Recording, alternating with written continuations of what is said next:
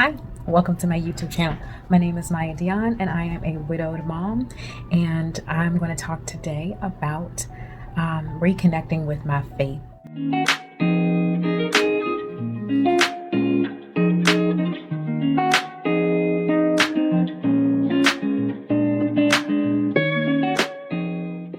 So I always start this off because I am constantly tasked with, or blessed to be tasked with, shining my light and sharing my story to other widowed moms so they can feel the hope and be inspired by my story and know that they can get through it, and know that by seeing someone who's been through it.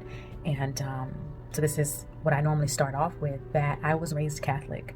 And if anybody knows anything about Catholic religion, one of the things that is very important is to understand the religion, to know the rituals, to live in and basically practice specific rituals, because that is part of the religion. And so being raised in that, I had no problem with being raised that way. I had no problem with my religion. I felt like it qualified me as what I would deem a good person. I believed in all of the things that you're supposed to believe in. I believed Jesus died for my sins. I believed he died on the cross. I believed he was raised again. I believed all of that, and that because I believed it, I was saved, and because I practiced the religions, I went to church. I was baptized as a baby and went through my first Holy Communion, all the things, right? And so when my husband passed, it not only struck me as a surprise, obviously, because while we all walk to the altar and we all say "till death do us part," nobody expects it. For some reason, we think we're all going to die hand in hand, and willingly and knowingly and agreeably. But it was a surprise. He did pass away very suddenly. He tripped and fell and passed away by hitting his head via a head injury. So it was very unexpected, and because of the way he passed, and because of the suddenness of it, I was very caught off guard. I should have, I felt, been able to lean into my religion, but at that time I had no idea how. It just didn't come to me as natural, like, oh, pray. Well, praying wasn't really what I wanted to say to God at that time. It was more like yelling, it was more like angry, it was more like shock, it was raw and painful. And so praying and church did not seem like where I belonged. Even from the perception of being a widowed person, you go to church with your children, and I went to church with my entire family, so usually my husband was there. And while my church family knew me and knew our story, I still felt like, in visiting other churches, coming to church with just my children, I felt like I was being judged as a single mom. They see a black woman and they're like, oh, where are her kids, or why isn't her husband with her, and she probably doesn't have a husband, and all the things that I was afraid of basically projecting out there, because nobody probably gave two craps about what was going on in my life and why I was there with my kids. But that's what I was going through. And so church just really didn't feel like a place where I belonged. It felt like it preached family, like it preached solidarity in my religion, and a confirmed connection with God. And I did not feel like I had any of that at the time. I did not feel like I could stand there in church and praise and feel whole and feel connected and feel like everyone else who was running around the church and receiving the Spirit. I did not feel like I felt left out. I felt skipped over. I felt denied. Like all of the years that I had prayed and praised didn't matter to God, and I felt very left out. So what drew me back in, what saved me, what healed me, honestly, it was, I don't want to say trial and error, but like I definitely did explore other religions, other ways of healing and comfort. Like I tried with yoga, and I tried to practice different religions. I actually called myself, deciding, oh, I'm gonna read the Torah, and then I found out it was just the Old Testament. But trying to get into something that would save me, something that would heal me, and something that would feel as confident and sure and stable and belonging as I had before in Christianity. And I found nothing. While yoga was helpful for my anxiety, it wasn't really helping me spiritually.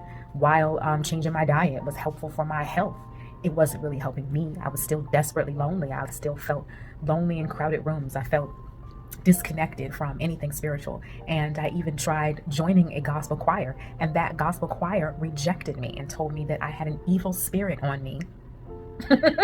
So inflicting more church wounds and church hurt. So I just really did not fit in anywhere. And so I wound up crying out to God one day. I just said, I don't know what else to do. I don't know where else to turn. I don't know what else is going to help me. And I pleaded, just show me, be there for me, show me. And I don't tell this part of the story very often because I was a skeptic. And so hearing this part of the story that I'm about to tell you wouldn't have been helpful for me, because I would have felt like, that's not going to happen for me. But it did. For me, I had asked around springtime, right after I had been to church and tried to do the Easter thing, because I still had kids, still had to take them, even though he passed away on Easter. And I had to hear that sermon about how Jesus came back, but my husband didn't. I prayed about it then.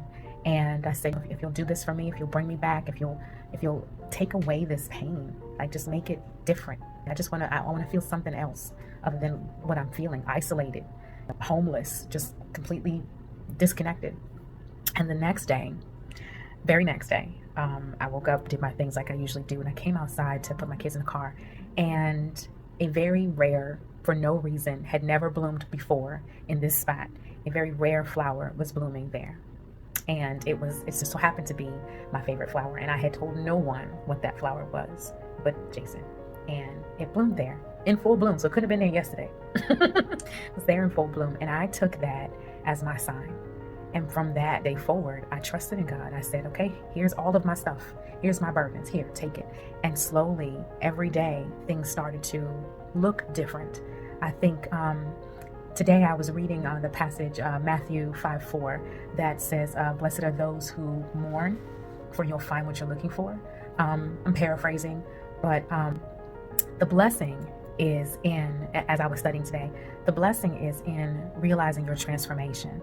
And I'll talk about that in a minute. Let me skip back because I'm skipping around. So from the point of receiving the flower, receiving the confirmation, receiving, my life turning around, from that point, I began to be very curious about why God would love me and what I'm here for. Like, if I can't go to heaven with my husband, if I am not feeling like I belong here in this solo parenting, what am I here for? And I began to get more and more curious about the logic of it, because while I was trying to get back into praying, I didn't instantly believe in, that I didn't believe that hard yet.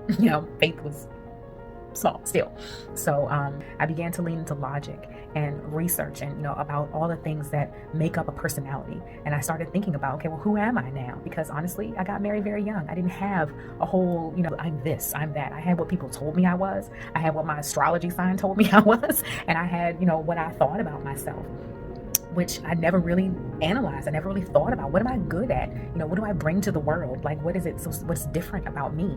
And I began looking for some way to manifest that and some way to prove a purpose. And in that, while this is all going on, in the meanwhile, because this is where God is in the details, in the meanwhile, I was writing a book. I was speaking to widows. I was sharing my story and shining this light about this struggle that I was going through, because while I had found the blueprints to figuring out how to move forward, I was still struggling in the faith section. So, those things I was able to do. And I sat back and say, I am certain things that contribute very well and naturally make me good at talking to widows and sharing this light and sharing this story and coaching them through what I did. And I'm thinking, I've never been a coach before. And then I'm like, oh yeah, I did coach cheerleading. I have been a cheerleader my whole life, cheering on widows that are trying to fight their way through this journey. And, I've never been like a tree hugging, helping person. Oh, I'm going to help the environment. But then I thought, yeah, but my profession by trade is help desk. So little clues about who I am. And I have always been someone whose core values, which I began to research as I was coaching people, trying to figure out how am I going to coach them from a professional level with actual, therapeutic and behavioral science terms. Core values was one of them. And my core values were mirroring what I was here doing and doing my best at and feeling my best about. And I began to dive more into impressing myself and loving who I am and acting in who I am at my best. And guess what? It brought me back full circle to? Ain't God good? I started thinking, this is what I love. This is what I'm here to do. And apparently, in my loss, in my mourning, in my waiting on the Lord, I was blessed because I found out something I never knew about God and about myself. About God, about how He provides, how He comforts, how He's a teacher, how He's guiding me through my life the way I'm supposed to be, and about myself, about what it is I'm here for. I learned all of that. I learned what my life is supposed to be about in this mourning, in this waiting on the Lord. Look at God. So in that realization, I woke up one morning and I was like, I get to wake up and be what I'm supposed to be for other people. And I know it, like in my spirit, when I'm talking to them and when I'm sharing my story and when they're crying with me and when they're saying, oh, somebody finally gets me. I know this is where I'm supposed to be. Doesn't matter if 500 other widow coaches crop up and they all do the same thing. I'm still doing what I'm supposed to be doing. I was made for this. And I would have never stumbled across this without this particular situation. I would have never become a widow coach, probably never become a coach at all if it had not been for this widowhood journey. And so Matthew 5:4, coming back, as I've talked about it before, full circle, blessed are those who mourn, for they will be comforted. Your mourning is your space, is an opportunity. While it definitely doesn't feel like it, doesn't look like it at the time, it is an opportunity to meet God and allow him to meet you in the mess. Allow him to show you something you didn't know about him, a way in which he can love you that you never could have imagined, a way in which you can be something you never thought you could be. Oh, it's an opportunity for growth in God. And so that is how I reconnected my faith. I went from religion to relationship, to deepening my connection, to realizing why I belong to God, what I'm here to do, what my purpose is in God, and developed a passion for who he is and who he made me to be. So I hope that helps you. Thanks for watching. You stayed till the end, so you get the free gift. Our free gift for this video is the Next You Widow Network group. You get a free trial, free for 7 days. It's our private membership community for widowed women who are ready to move from just surviving to intentionally rebuilding and thriving. Inside the network, members receive monthly live sessions, coaching, and real talk for real-life widowhood.